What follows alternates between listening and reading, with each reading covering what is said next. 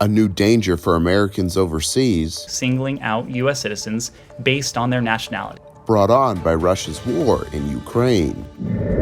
A man in Broward used to be an empty nester. Well, it kind of makes me one of them in a sense. Now his house is filled with a family who escaped Ukraine. And the Cats trying to hold on to their number one seed. Barkov to the backhand score! As we enter the last month of the hockey season. These stories and more coming up on Newsbreak. Hello, South Florida. I'm Anya Joseph. I'm Nicole Castañeda. Today is Friday, April 1st, 2022. From the South Florida Media Network's Biscayne-based studios in North Miami, this is SFMN Newsbreak. We are warning U.S. citizens that the Russian government security officials in both Russia and in Ukraine may be singling out U.S. citizens based on their nationality.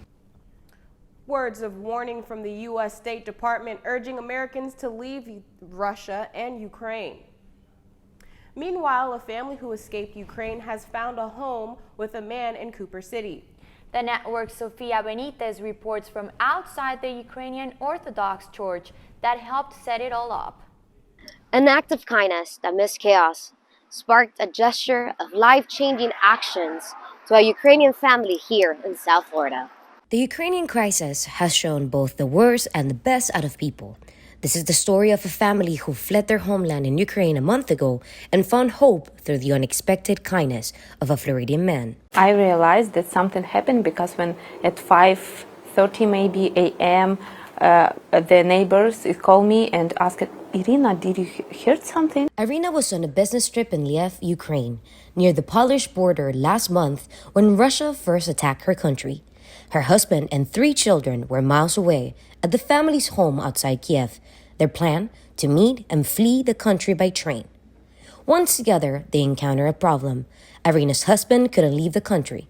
Per law, he needed to stay and defend the land.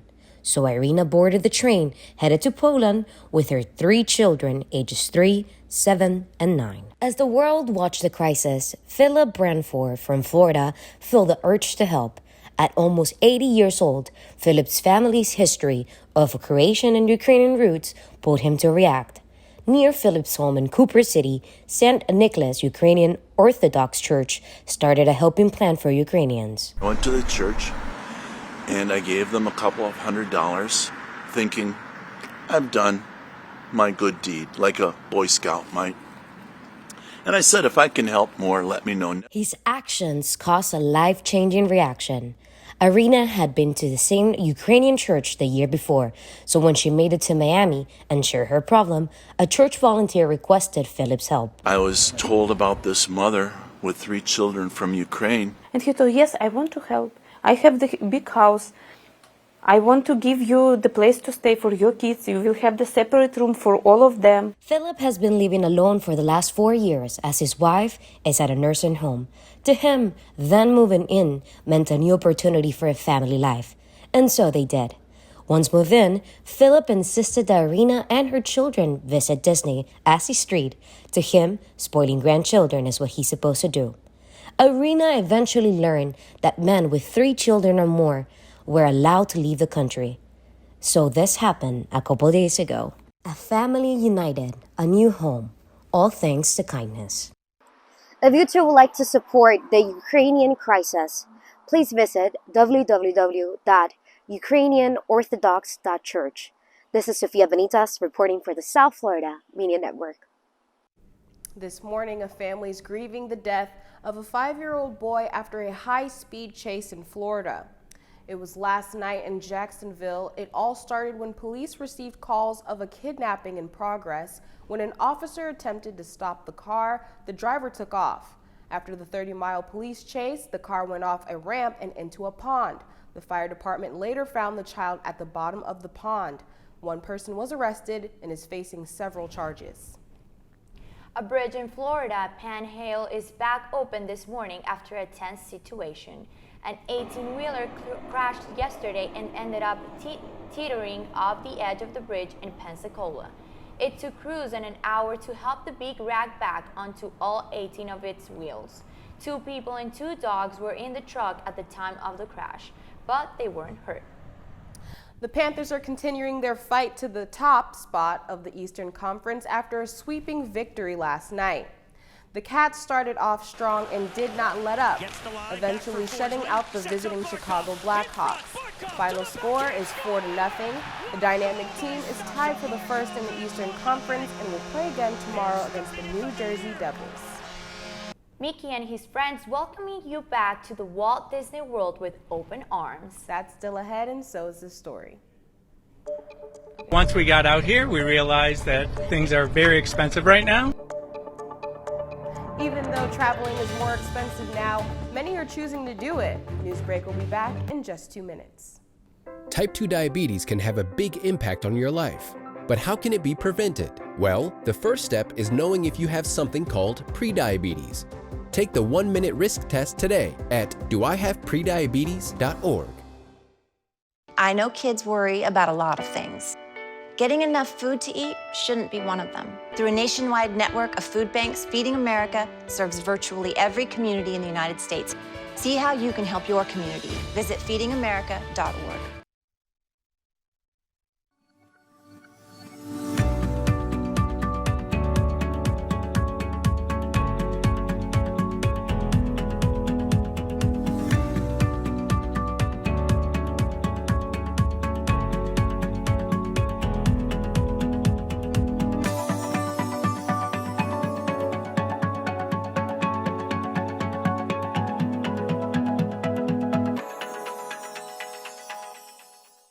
If a natural disaster shows up at your doorstep, you can't just turn it away. That's why it's important to prepare for emergencies before they show up. Go to ready.gov/plan to find the tools and tips you need. And make a plan today.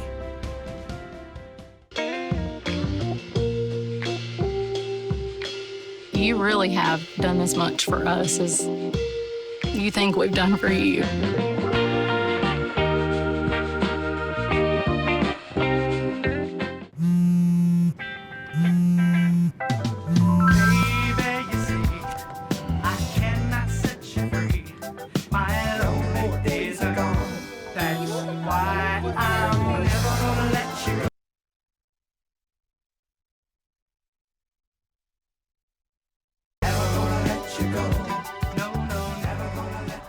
Here you go.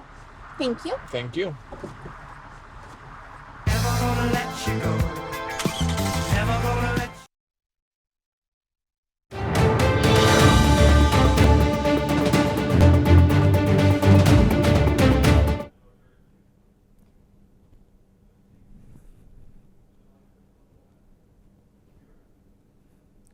Despite the pricey purchases, many Americans are choosing to travel after 2 years of being cooped up at home.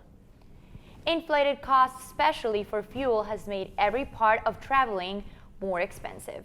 But as CNN's Natasha Chan reports, that isn't stopping a lot of people, including those coming to South Florida. We were just going to come and blow it out. For families who haven't traveled much in the last 2 to 3 years, it's given me time to save up and to get organized and budgeted. They're determined to take a trip in spite of the sticker shock. From here in California, where tourists are paying some of the highest gas prices in the nation, to higher airfares due to unprecedented demand, to higher hotel rates like here in Miami Beach, where the average price is more than $500 a night. On the travel website Kayak, recent searches show the average price of domestic flights to Panama City, Florida, for example, is $494. In March of 2019, that would have averaged just over $300. The Kabara family flew from Milwaukee, Wisconsin to Los Angeles. Once we got out here, we realized that things are very expensive right now. They decided against a rental car. The average rental car in the U.S., according to Kayak, averages $76 a day, more than $20 higher than 2 years ago. But even without a rental car, we're actually spending more money in Uber than we are in flying out here. That's likely because regular gas is on average more than $4 a gallon this month, the highest of any month in history, up from $2.51 in March of 2019. That's affecting the owner of Starline Tours, who says the company typically spends $100 a day on fuel for these buses. And now they're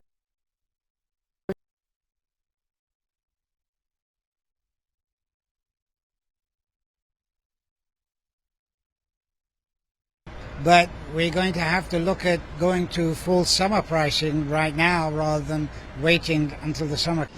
Kayak shows hotel rates averaging about $300 per night, up nearly $70 since March of 2019. Even theme parks will cost you more, from paid express lines to pricier food. It is adding up. It's expensive to just eat because these boys they play around. They don't play around. They're hungry all the time. People are accepting it and they're going. Now maybe they're making adjustments along the way.